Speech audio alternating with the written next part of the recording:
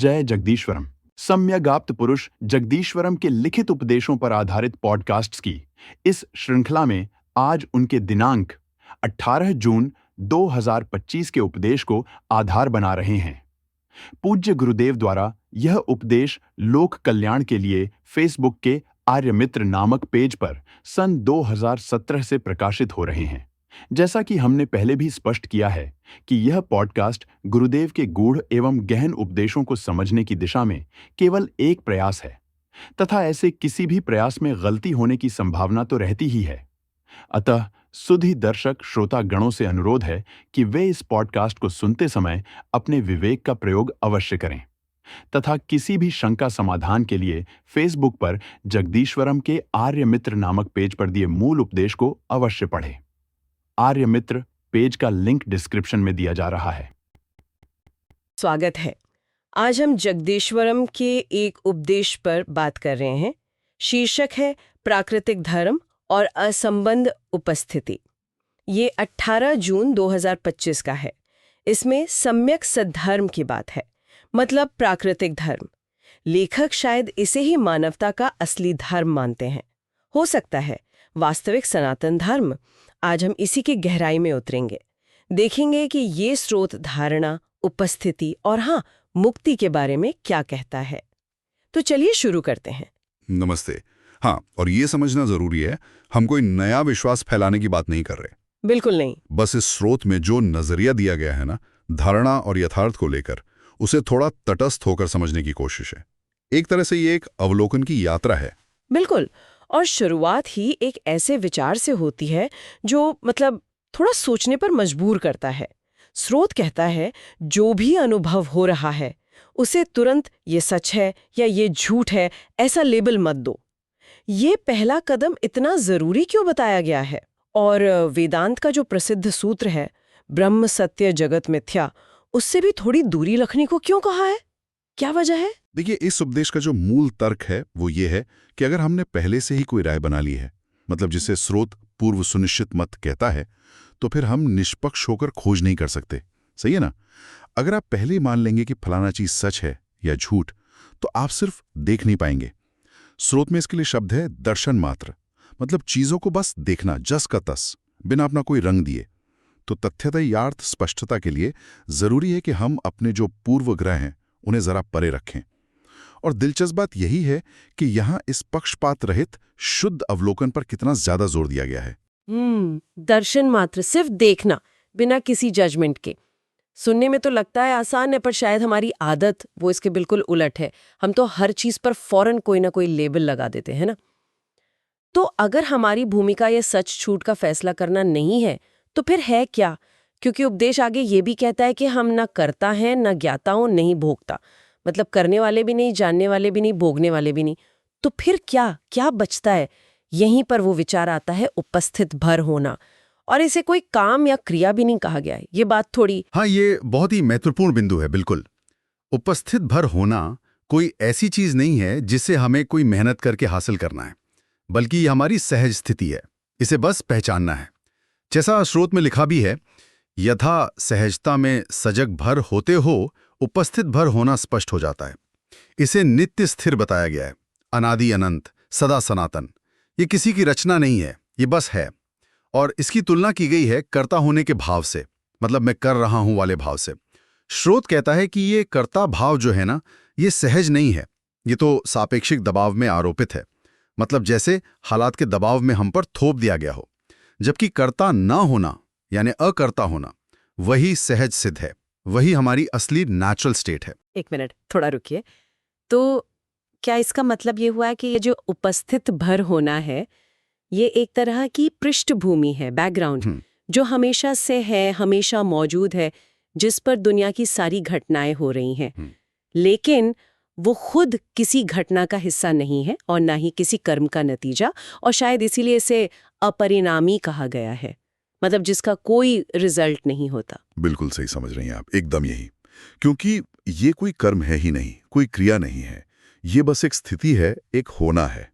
इसलिए जो कर्म फल का सिद्धांत है वो इस पर लागू ही नहीं होता। ये तो हमेशा से है, इसका कोई शुरू नहीं तो कोई अंत नहीं, और इसलिए इसका कोई परिणाम भी नहीं।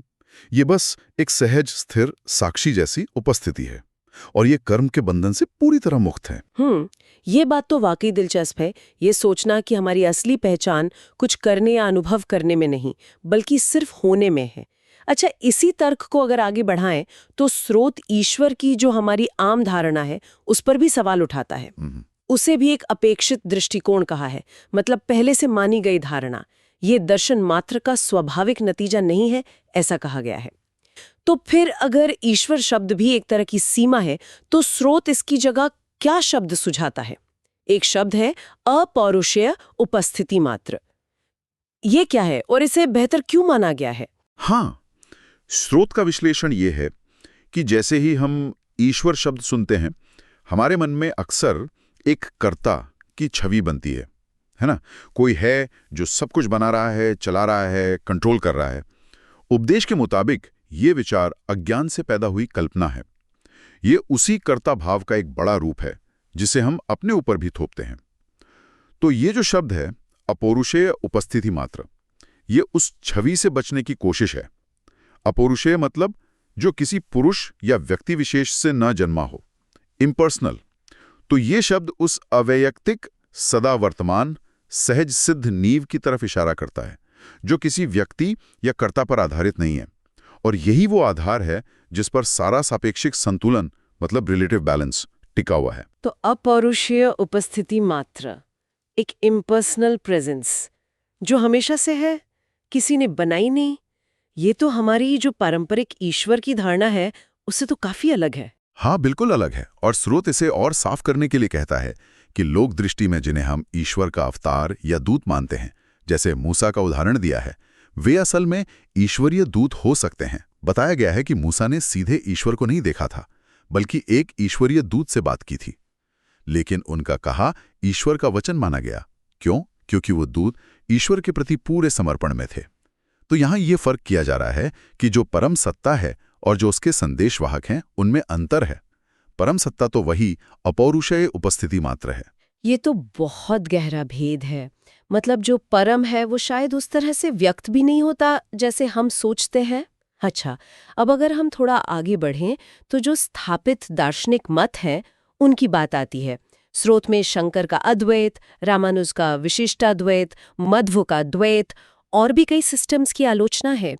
उन्हें दिग्भ्रमित कहा गया है, मतलब रास्ते से भटका हुआ। ऐसा क्यों?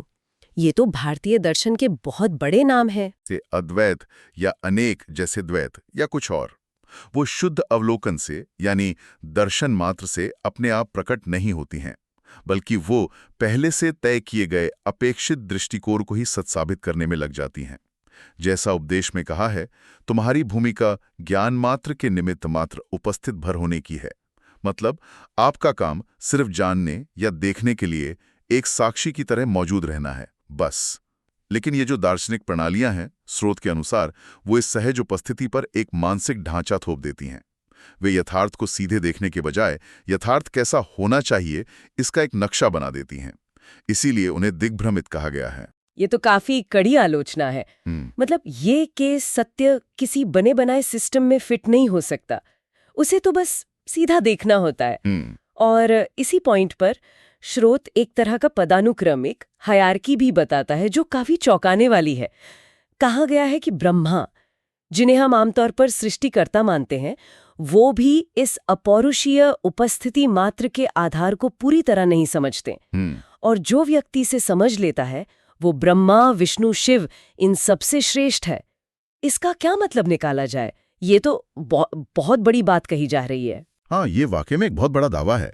इसका गहरा मतलब ये है कि जो परम सत्य या वास्तविकता की समझ है वो पारंपरिक धार्मिक या पौराणिक पदक्रमों से भी ऊपर है, जिन्हें सामान्य लोक दृष्टि में सबसे ऊंचा देवता माना जाता है, जैसे ब्रह्मा।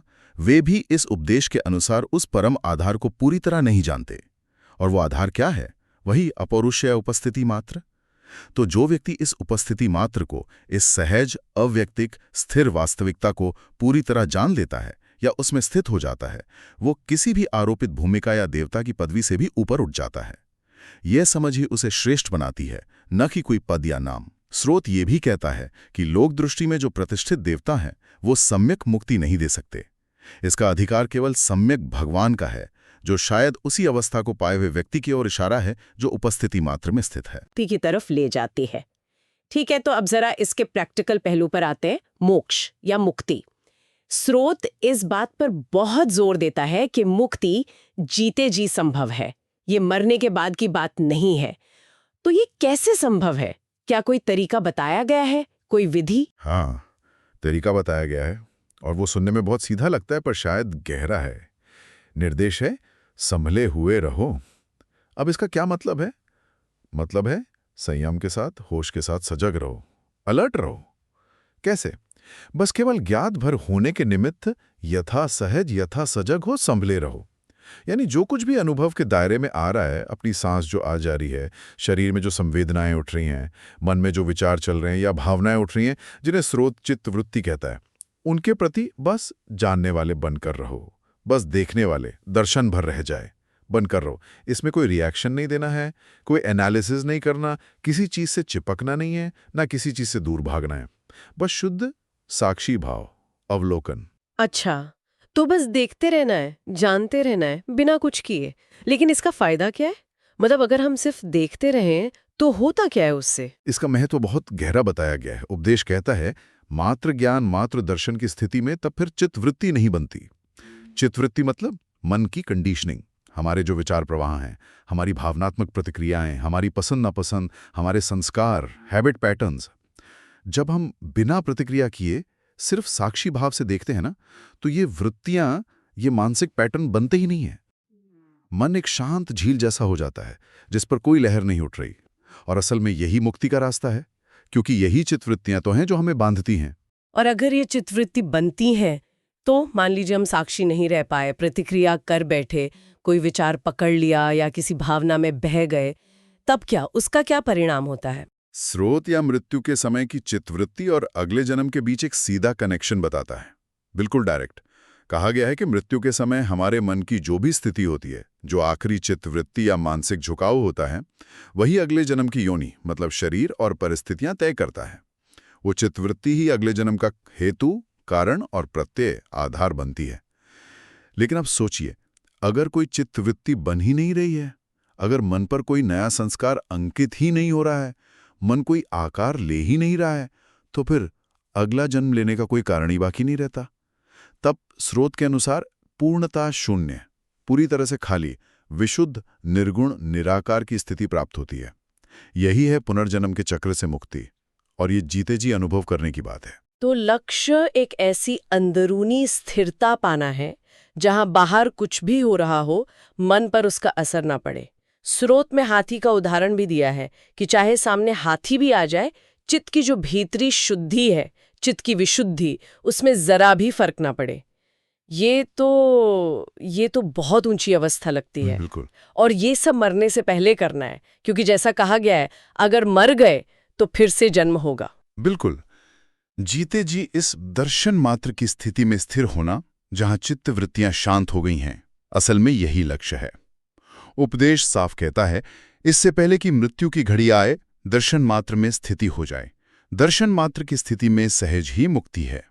मतलब मुक्ति कोई भविष्य की घटना नहीं है, वो तो वर्तमान क्षण में सही समझ और सही स्थिति में स्थित होने का ही नाम है। तो अगर हम आज की इस पूरी चर्चा का सार निकालना चाहें, निचोड़ क्या है? मेरे ख्याल से सबसे बड़ी बात है निश्चित विश्वासों और पहले से बनी रायों के बजाय निष्पक्ष अवलोकन यानी दर्शन मात्र पर जोर, है ना? दूसरी बात, हमारी असली भूमिका कर्ता या भोक्ता की नहीं बल्कि सहज उपस्थिति की है, उपस्थित भर होना। और तीसरी, मुक्ति का रास्ता मानसिक कंडीशनिंग यानी चित्तवृत्ति के बनने से रोकने में है, जो सचेत बिना प्रतिक्रिया वाली जागरूकता से संभव है, और ये इसी जीवन में पाना है। आपने बिल्कुल सही निचोड़ निकाला है, एकदम सटीक। ये तीनों बिंदु ही इस उपदेश के केंद्र में हैं। और अंत में, जैसा आपने कहा, श्रोताओं के मन में विचार के लिए एक प्रश्न छोड़ जाते हैं, जो सीधे इसी स्रोत से उठता है। यदि सभी स्थापित दार्शनिक प्रणालियां, धार्मिक मत, यहां तक कि एक व्यक्तिगत कर्ता ईश्वर की धारणा भी, अगर हम इन्हें दर्शन मात्र यानी शुद्ध अवलोकन के नजरिए से देखें, तो ये सब सीमाएं हैं या थोपे गए विचार हैं? तो यह स्वयं सत्य की खोज की प्रकृति के बारे में क्या बताता है? और अगर हम इन सभी मानसिक ढांचों से पूरी तरह मुक्त हो जाएं, तो मानव चेतना की असली क्षमता क्या हो सकती है? इस पर सोचने से शायद हमें इस उपदेश की गहराई और भी ज्यादा समझ में आए। भवतु सर्वमंगलम।